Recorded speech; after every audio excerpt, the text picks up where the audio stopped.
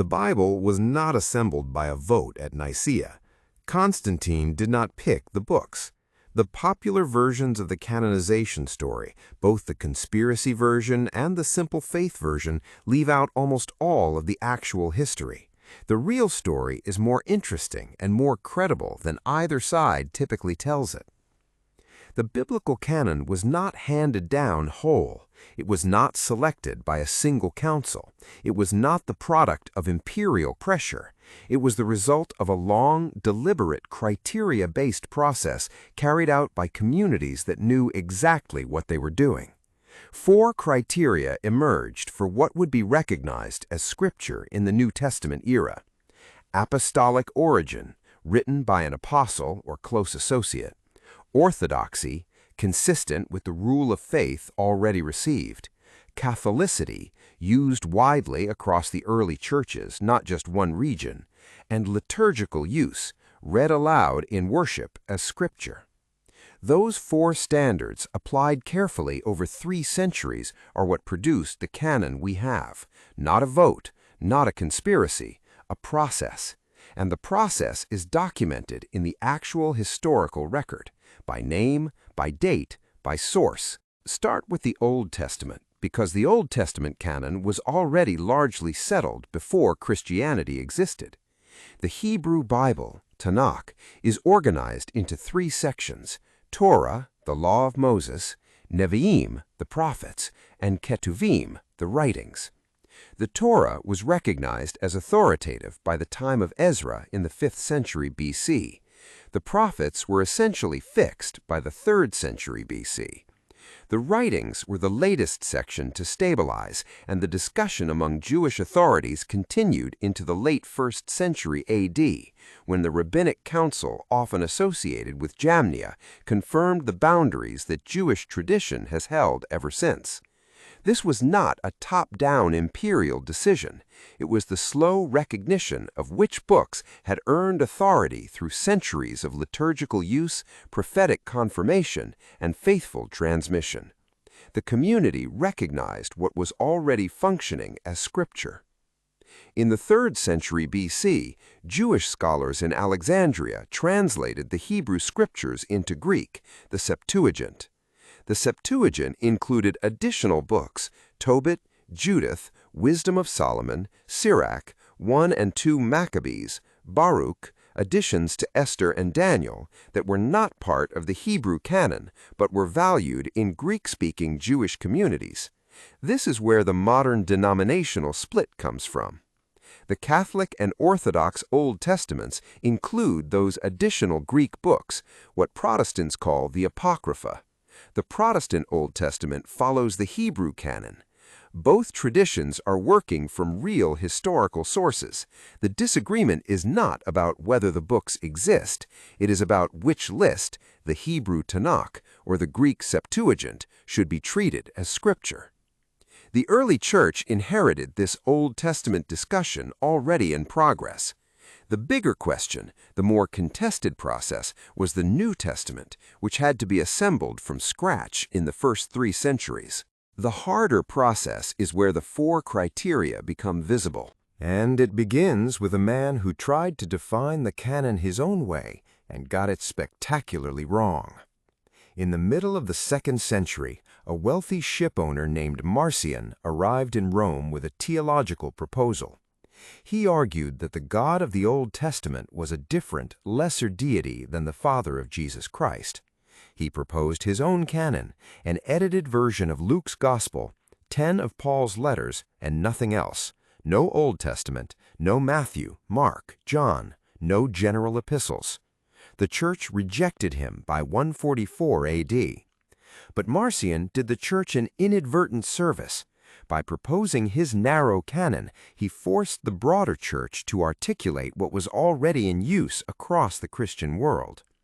The response to Marcion is when the contours of the New Testament canon first appear in writing, not as a new decision, but as a defense of what was already received.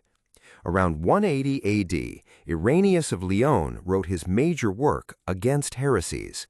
In it, he stated plainly that there are 4 Gospels: Matthew, Mark, Luke, and John, and only 4, not 3, not 5. He referenced them as already universally received. This is documentary evidence that by 180 AD, the 4 Gospels we have were the recognized Gospels of the Church across multiple regions and languages.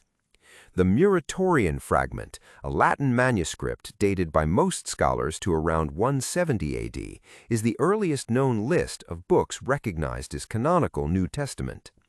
It includes the 4 Gospels, Acts, 13 letters of Paul, Jude, 2 letters of John, and Revelation. Some books are still being discussed: Hebrews, James, 1 and 2 Peter, 3 John, but the bulk of the New Testament we have is already on the list by 170 AD, well before Constantine, well before any council with imperial authority. In 367 AD, Athanasius of Alexandria wrote a festal letter, an annual Easter announcement to the churches under his oversight.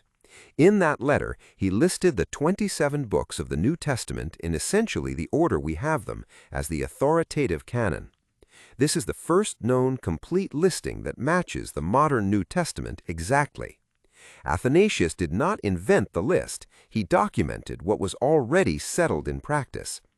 3 decades later, in 397 AD, the Council of Carthage ratified the same list, formally affirming what the universal church had already been treating as scripture for generations.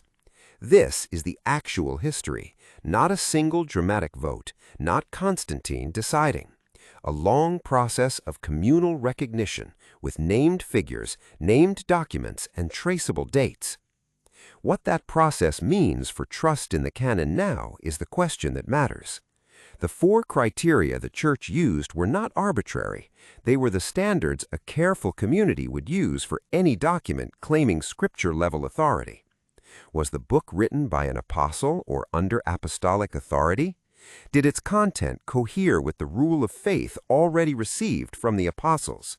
Was it received and used widely across the church, or only in a single sect or region? And was it read in liturgy as scripture, the way the Hebrew scriptures were read? Some books took longer than others. Hebrews was disputed in some regions because its authorship was uncertain. James was disputed because of its emphasis on works. 2 Peter was disputed because its language differs from 1 Peter. Revelation was disputed because of its difficult symbolic content. These books were not rushed into the canon. They were debated, examined, tested against the criteria, and ultimately recognized. That is not a sign of weakness in the canonization process. It is evidence of careful judgment. A community that admitted books without question would be a community to be suspicious of. A community that examined every candidate against multiple criteria, took its time, and was willing to say no, that is a community whose final list deserves trust. The popular conspiracy version of canonization, Constantine and a vote, and suppressed Gospels, has a problem with the actual evidence. The Gospels of Thomas and Judas and Mary that conspiracy literature points to as suppressed alternatives were never seriously considered for the canon. They are 2nd and 3rd century compositions, often Gnostic, written long after the apostolic generation, lacking the historical roots of the 4 canonical Gospels. The early church examined them, recognized what they were, and did not include them. That is not suppression. That is exactly the criterion-based process working as designed. The Bible we have is the result of that process. Not a vote, not a coup. A community of careful witnesses applying clear criteria over 3 centuries, recognizing what God had already given. The story is more credible than the conspiracy version because it is more documented than the conspiracy version. The names are real, the dates are real, the criteria are recoverable, and the canon that emerged is the one the universal church has held for 16 centuries. That is the actual answer to who decided what's in the Bible. Not a person, a process, and one worth trusting. If you have ever felt that both the conspiracy version of canonization and the simple faith version were missing what actually happened, this channel is built for that instinct. Here is the question for the comments. Which of the disputed books, Hebrews, James, 2 Peter, Revelation, surprised you to learn was once contested? And what would the conspiracy version of canonization have to explain to be plausible against the documentary record? Coming next on Rightly Divided, an original language word study on a term most readers translate too quickly, and the deeper meaning English translation usually flattens. If you haven't seen the prior video on Bible contradictions, watch that next.